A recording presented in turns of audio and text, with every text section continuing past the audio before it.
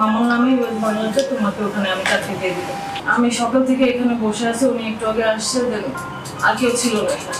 আমাকে উনি আমার ইচ্ছার বিরুদ্ধে আমার গায়ে হাত দেয়, আমার সঙ্গে আমাকে উনি ধর্ষণ করে। মুসলিম তরুণীকে বিমানবালা চাকরির প্রলোভন দেখিয়ে নিজ আইডি ফার্মে নিয়ে ধর্ষণ করল দয়াল কুমার।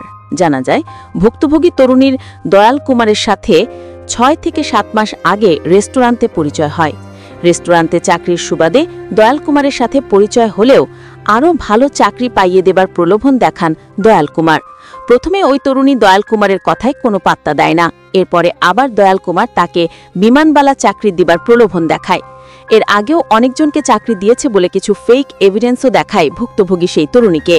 এরপর ২৩ অক্টোবর বারিধারার একটি হোটেলে ইন্টারভিউ দেবার কথা বলে ডাকেন তরুণীকে।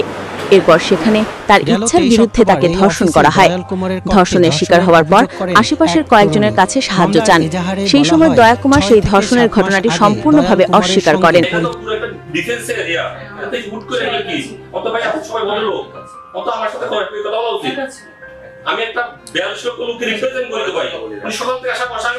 এরপর ভুক্তভোগী তরুণী থানায় মামলা করেন।